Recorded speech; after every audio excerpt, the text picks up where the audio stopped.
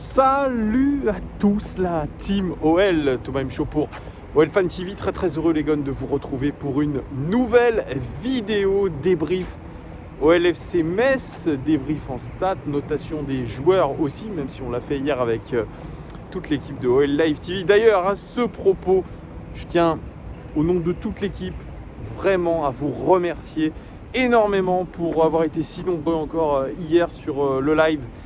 Sur les 3 vidéos, je crois qu'on est à plus de 12 000 ou 13 000 vues. C'est incroyable, on ne fait que monter et ça dérange beaucoup de suiveurs de l'OL qui ont des gros comptes, notamment sur Twitter. Vous les reconnaîtrez très probablement. Vous savez, voilà, ils essayent un petit peu de nous torpiller. Ça continue toujours, vous voyez, ce petit cyberharcèlement. Mais voilà, ils s'essouffleront d'eux-mêmes. Et puis, vous êtes tellement nombreux sur YouTube à vraiment nous donner votre soutien. Ça nous donne énormément de force. Sachez-le, donc un grand merci à vous. Donc, ce match entre l'Olympique Lyonnais et le FC Metz a tourné au vinaigre pour l'OL. C'est le moins qu'on puisse dire puisqu'on a perdu la place de leader. C'était un match piège et on est tombé dans ce match piège. Alors vous me direz, ouais mais Thomas tu dis souvent que c'est des matchs pièges. Oui, tous les matchs de championnat sont des matchs pièges et encore plus contre des équipes du ventre mou de la Ligue 1, ventre mou ou milieu de tableau. C'était absolument le cas du FC Metz, mais on est tombé face à une équipe du FC Metz très bonne. J'avais déjà prévenu dans l'avant-match que ça serait très compliqué, notamment après ce changement tactique opéré par Frédéric Antonetti, cette défense à 5 qui est d'ailleurs très compliquée à gérer pour les équipes qui affrontent Metz en ce moment, et notamment l'Olympique Lyonnais. D'ailleurs, Fred Antonetti l'a dit en conférence de presse, il a dit on savait qu'avec cette défense à 5 et surtout avec des pistons extrêmement offensifs, ça allait leur poser des problèmes. Il ne fallait absolument pas venir à Lyon en victime, il fallait faire du jeu, sinon on allait ramasser un coup de matraque. Eh bien, c'est exactement ce qu'a fait le FC Metz et ce qu'a très bien fait le FC Metz. On a vu quand même un match extrêmement ouvert avec beaucoup d'intensité. Si je peux comparer à ce que je vois les week-ends en Première Ligue, qui est la référence absolue pour moi au niveau de l'intensité, eh bien c'était comparable. On a vu un très beau match de football, vraiment, avec beaucoup d'engagement. Et on n'en attendait pas moins de cette équipe messine. Comme je l'ai dit aussi en avant-match, une équipe qui va beaucoup au contact, notamment dans les duels, qui fait beaucoup d'interceptions, qui est généreuse dans l'effort, et pourtant il y avait beaucoup d'absents. L'OL, je pense, est en train de pêcher depuis le début de l'année. Peut-être qu'il y a une baisse, je pense, du niveau physique de l'équipe, ce qui est étonnant, comme vous pourriez dire, parce qu'on a un match par semaine, mais que disais-je avant la trêve? Peut-être que cette trêve, elle va nous couper les pattes. Nous étions sur une très bonne dynamique et cette trêve, je pense, elle nous a coupé les pattes. Alors beaucoup de joueurs, notamment les Brésiliens, sont partis à l'autre bout de la planète, chez eux, au Brésil, et le retour a été un petit peu compliqué à gérer, à l'image d'un Thiago Mendes qui est un petit peu méconnaissable depuis le début d'année 2021. Bruno Guimaraes qui est revenu avec le Covid. Voilà, il s'est soigné au Brésil, il est de retour, mais on sent que les petits bobos reviennent, notamment pour Houssem Aouar, qui est en délicatesse avec ses adducteurs. Donc, tout un tas de facteurs qui fait que la machine olympique lyonnaise s'est enrayée. Pourtant, nous étions champions d'automne. Le match dernier, on était revenu au courage, au mental contre Rennes. Mais là, contre Metz, nous avons été incapables de convertir les occasions que nous avons eues. Et pourtant, nous en avons eu pléthore, mais nous n'avons pas cadré. Et d'ailleurs, Rudy Garcia disait qu'on ne peut s'en prendre qu'à nous-mêmes avec toutes les occasions qu'on a eues. Et puis, on ne reviendra pas sur cette faute d'arbitrage énorme de la part du camion VAR, déjà, avec monsieur Le Texier, sur ce soi-disant hors-jeu de Aouar sur la frappe de Toko Ekambi. Après avoir revu maintes et maintes fois l'action, eh bien, effectivement, c'est une grossière faute d'arbitrage. Alors beaucoup crient contre la VAR en disant que ça tue les émotions du football, effectivement. Et puis, à quoi sert de mettre de la technologie si on est incapable d'en tirer un bénéfice le plus total? Il y a quand même des erreurs d'arbitrage. Comment est-ce possible que Stéphanie Frappart ne soit pas allée voir l'écran pour elle-même prendre connaissance de tout ça? C'est sûrement parce que M. Le Texier lui a dit qu'il était sûr à 100% que le but n'était pas valable. Bref, c'est vrai, sur cette action-là, nous nous sommes peut-être fait voler, mais ça n'a rien d'un hold-up, ce but à la 90e minute, puisque les Messins ont eu aussi de belles occasions. Alors au niveau des tirs, 23 tirs côté Olympique Lyonnais, c'est énorme. 5 cadrés, c'est extrêmement faible. Extrêmement faible. Il aurait fallu avoir un réalisme à toute épreuve, mais alors là, c'est trop faible.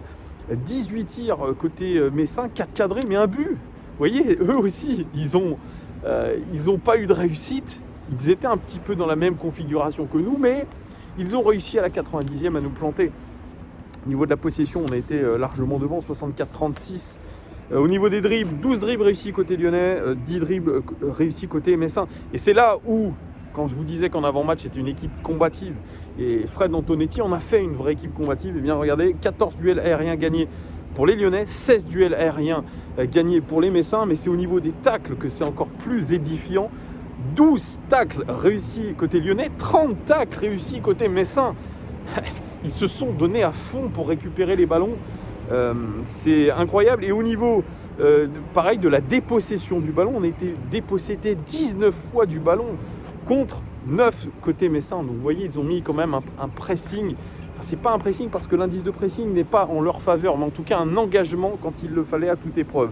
Au niveau des expected goals, c'est coup-ci, coup-ça, c'est un petit peu la même chose. 1,64 but attendu pour l'OL, 1,43 pour les Messins. Vous voyez, on était quand même dans un rapport de force assez équilibré, notamment en termes d'occasions créées.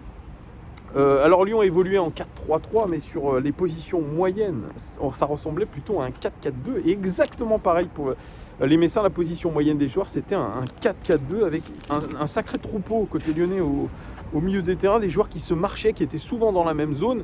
Et quand vous regardez la heatmap globale de l'Olympique Lyonnais, vous voyez 2 gros points rouges, une grosse chaleur au milieu de terrain, preuve que l'OL a été un petit peu enfermés dans ce milieu de terrain. Ils nous ont étouffés au milieu de terrain, ils nous ont empêchés de créer, ils ont empêché notamment Thiago Mendes d'être notre première rampe de lancement. Au niveau des statistiques et des notations des joueurs, Anto Lopez, je le défends beaucoup, Anto Lopez, mais c'est vrai que sur ce match-là, il n'est pas bon. Il n'est pas bon, il n'est absolument pas rassurant pour sa défense. Il fait une erreur sur sa sortie sur Wagner, c'est vrai, il fait une sortie un petit peu kamikaze, qui aurait pu lui valoir un carton jaune, voire plus. C'est passé à 2 doigts, et puis sur ce centre fuyant de Boulaya, eh bien, il a mal apprécié ce centre qui est passé sur sa barre transversale, et puis il a pris aussi une autre barre transversale aussi en fin de match, et puis cette mauvaise sortie sur Leila Iseka, il sort sans sortir, et malheureusement eh bien, il est pris assez facilement sur le dribble de Leila Iseka. Presque tout n'est pas de sa faute sur cette action-là, puisque ça part de Ryan Cherki qui perd ce ballon contre ce fameux Boulaya qui est extrêmement bon, qui était très très bon hier, il faut le dire, hein. Que ce soit lui ou que ce soit aussi le gardien Oukidja, c'est pas pour rien qu'il est en termes de statistiques le meilleur gardien d'Europe selon Fooscourt.com, c'est pas pour rien. Donc voilà, Anto Lopez par rapport même à Oukidja, c'est vrai qu'il y a eu une vraie différence de niveau sur ce match. Je n'ai pas envie de l'accabler par rapport à tout ce qu'il nous a rapporté, mais si on se base que sur ce match-là, il n'est pas bon son match, et je maintiens cette note de 4 sur 10. Marcelo, 2 dégagements réussis, notamment un très beau sur sa ligne, sur la frappe de Gay, je crois. Ça nous sauve quand même aussi. Et ça nous permet de rester dans le match. 2 dégagements, record côté lyonnais dans ce match, et c'est le joueur le plus central, c'est vrai. Le jeu de l'Olympique Lyonnais, en tout cas la relance, passe beaucoup par Marcelo, qui aurait pu marquer aussi. Il a placé son beau jeu de tête. Il aurait pu prendre un défaut Oukidja, ça n'a pas été le cas, mais en tout cas un match sérieux de la part de Marcelo. Bon, sur ce but il n'y peut rien, je ne sais même pas s'il est encore sur le terrain, je crois que c'est Diomandé, je ne crois pas qu'ils sont encore sur le terrain, mais en tout cas voilà, un match, j'ai pas grand chose à lui reprocher, même si évidemment que concéder 18 tirs, c'est aussi peut-être de la faute du milieu de terrain, mais aussi peut-être aussi des défenseurs centraux. Donc c'est une note de... Allez, je vais essayer d'être un petit peu plus juste, moins chauvin, je dirais 5 sur 10 pour Marcelo. Denayer, un dégagement réussi, et puis un dribble réussi. Alors un petit peu le même constat qu'avec Marcelo. Il a tenu son rang, il a récupéré des ballons assez faciles parce qu'il a la science un petit peu du placement. Il a tenté aussi des percées balles au pied, ça c'est intéressant ça aussi les gars. Les percées de Denayer parce qu'il n'hésite pas dans la relance à fixer son vis-à-vis et c'est ça qui est intéressant aussi. Un Denayer qui a réussi d'ailleurs ce dribble, c'est quand même important pour un défenseur, c'est assez rare, défenseur central, de réussir un dribble dans un match.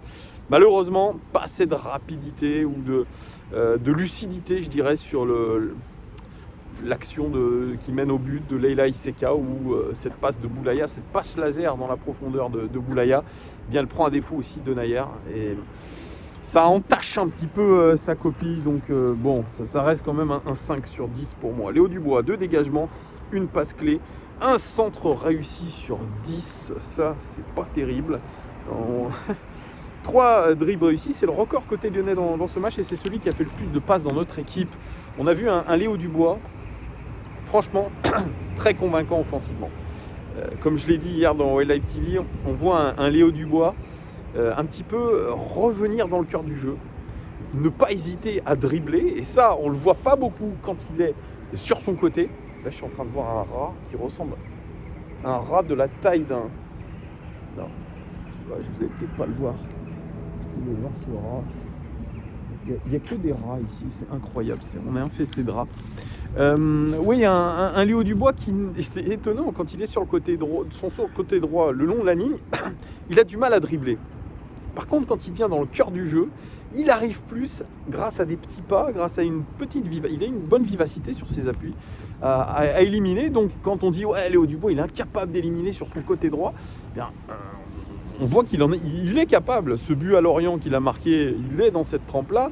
Le fait qu'il fasse un petit peu comme les latéraux de Guardiola, je ne sais pas si c'est une consigne de Garcia, de demander à ses latéraux qu'ils viennent au cœur du jeu pour essayer d'apporter de surnombre. C'était peut-être aussi, je pense, une consigne, mais en tout cas, il l'a bien fait.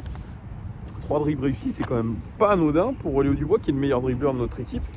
Une passe clé pour lui, puis 2 dégagements. Alors défensivement, ça a été compliqué, hein. Il a souvent été pris par Delaine, le piston gauche de Metz, qui est sorti sur blessure d'ailleurs. Il a été souvent pris dans son dos.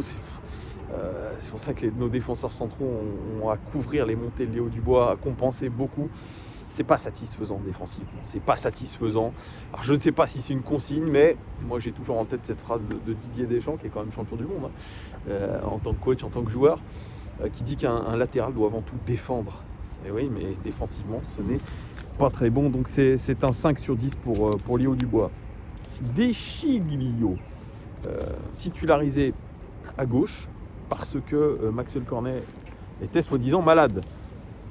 Donc on l'a titularisé à gauche, 2 tacles réussis pour lui, une passe clé, un dribble réussi. Bon, un match plutôt neutre de la part de Deschiglio, un peu meilleur que ce qu'il nous a montré face à Rennes, notamment défensivement, plus appliqué en tout cas, il n'a pas pris de risque. Il n'a pas vraiment apporté grand-chose dans ce match-là.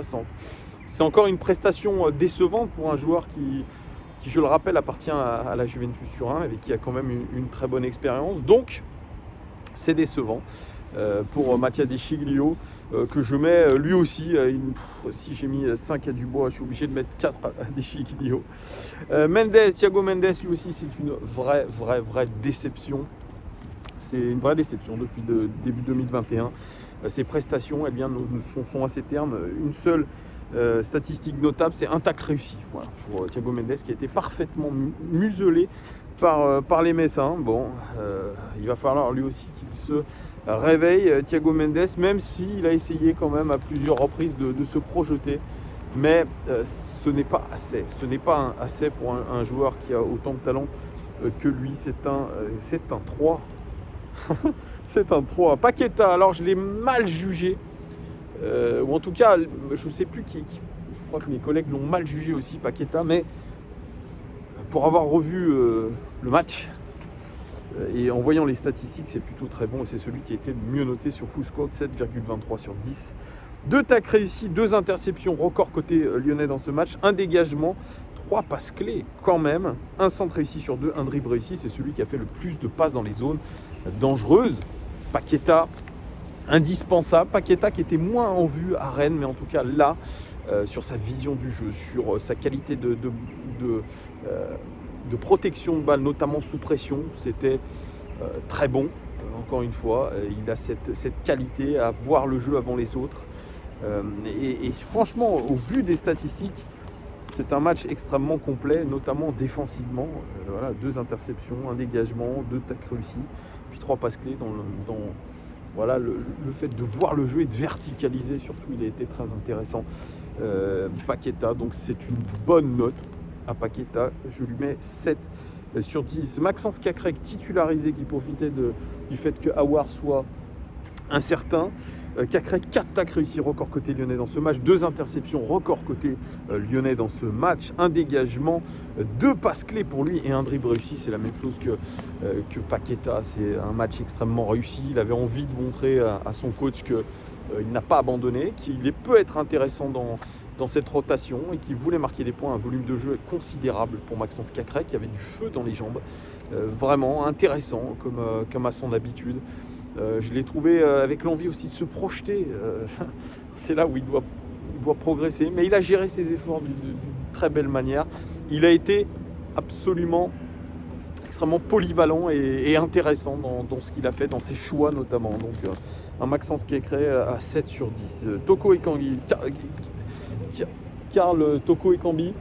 D'ailleurs, je voudrais passer un petit message, d'ailleurs, un gros soutien à lui et ses proches, puisqu'il a eu la douleur de perdre son papa aujourd'hui. Donc on pense bien évidemment très fort à lui et on espère que ça ira. En tout cas, un gros soutien à Karl Toko Ekambi. Une passe clé pour lui, 2 dribbles réussis. Il aurait pu marquer sur cette belle frappe croisée face à Oukidja. Bon, c'est un petit peu dommage. C'est un match en demi-teinte aussi pour lui, un petit peu meilleur que contre Rennes, mais voilà, ça a pêché notamment à la finition. Karl Toko Ekambi qui a vu pas mal de ses frappes partir aussi dans les tribunes. Karl Toko Ekambi, ça sera pour moi un 5 sur 10. Tino Kadewere, une interception, un dégagement, une passe clé, un dribble réussi. C'est celui qui a reçu le plus de passes dans les zones dangereuses. Il n'a pas démérité, notre ami Kadewere, mais malheureusement il n'a pas la même réussite que lors des derniers matchs de 2020. C'est bien dommage parce qu'aujourd'hui l'OL en aurait bien besoin, parce que chaque match est extrêmement important si on veut être champion de France. Beaucoup de déchets. Moi j'ai en tête cette action où il est face au gardien et que ce plat du pied part dans les tribunes. Donc Kadewere, bien sûr, de l'abattage, beaucoup d'abattage, mais peu de réussite. C'est dommage, c'est un 5 sur 10. Memphis Depay, probablement notre meilleur attaquant du soir. 4 passes clés pour lui, record côté lyonnais dans ce match. Je centre réussi sur 7. Un dribble réussi, c'est celui qui a créé le plus d'occasions dans le jeu et c'est celui qui a porté le plus la balle dans les zones dangereuses. Il n'a pas eu de vraie occasion, je crois, Memphis Depay. Par contre, il a créé le danger par rapport à ses passes, notamment quand il lance cette dernière action de Slimani. Il le lance parfaitement. Important hier, Memphis Depay, quand même, dans ce qu'il a apporté. Lui qui a dit au Canal Football Club que lui, comme Aouar, devait se retrouver dans les 3 ou 4 meilleurs clubs, l'un des 3 ou 4 meilleurs clubs du monde, et qu'il serait 10 fois meilleur. Moi, j'aime pas ce genre de déclaration. Voilà, c'est ce genre de déclaration qui m'énerve un petit peu au plus haut point. Et puis, quand on voit que quand même il se donne à fond sur le terrain, ça permet aussi de nuancer ses propos en se disant ouais, quand il voit qu'autour de lui, il n'y a pas le niveau que lui mais ça peut être aussi un petit peu désolant et c'est peut-être pour ça que Memphis Depay veut partir. Vous voyez, je suis toujours un peu mi-figue, mi-raisin avec Memphis Depay. En tout cas, hier, c'est un très bon match. C'est un 8 sur 10 pour Memphis Depay. En ce qui concerne les rentrants, Slimani, malheureusement, il va falloir attendre pour le voir dans des bonnes conditions. Il s'est entraîné 2 fois avec ses coéquipiers, 2 ou 3 fois maximum. Il n'a pas joué depuis octobre, il est en déficit de physique. Vous avez beau être combatif, là, l'action où Memphis le lance dans la course, il doit frapper au lieu de penser que Ryan Cherki va essayer de se recentrer, parce que Ryan Cherki, non, ne s'est pas recentré, il est resté sur son côté, figé sur son côté. Donc il aurait dû faire preuve de plus d'égoïsme. Peut-être qu'il a fait preuve aussi d'excitation. Il n'était plus trop lucide, ce qui est bizarre parce qu'il venait juste de rentrer. Mais plutôt une rentrée discrète, une passe clé quand même pour lui, pour Slimani. Entrée de Guimaraes aussi qui est... Bon, je l'ai trouvé assez neutre. Oussem Aouar qui a eu quand même, quelque chose comme 30 minutes dans les jambes, il aurait pu marquer. C'est lui d'ailleurs qui a le plus gros taux d'expected goals dans ce match, 0,5. Il avait une chance sur 2 de marquer tout simplement dans cette position. Il a déjà fait un arrêt incroyable. Peut-être que cette reprise, elle était trop à bout portant pour un Oussem Aouar qui paraissait plutôt en jambes quand même, malgré sa petite gêne aux adducteurs. Mais voilà, on est censé aussi d'un joueur comme ça attendre mieux, notamment dans le fait de pouvoir marquer. Il aurait dû marquer Oussem Aouar sur cette action, et puis soi-disant, selon Monsieur Le Texier, il est hors jeu sur le but refusé. Voilà. Puis Ryan Cherki, une passe clé pour lui, un dribble réussi. Une rentrée, encore une fois, c'est ce que j'ai dit hier, on se dit il dribble 1, 2, 3 joueurs. Non, c'est toujours on s'esclave. D'ailleurs, il y a un an, jour pour jour, c'était le Cherki Show en une de l'équipe face à Nantes. Et bien un an plus tard, on n'a pas l'impression vraiment que le joueur a progressé. Et c'est ça qui m'inquiète un peu, c'est qu'il ne progresse pas. Et pour progresser, il a besoin de jouer et pas que des bouts de match.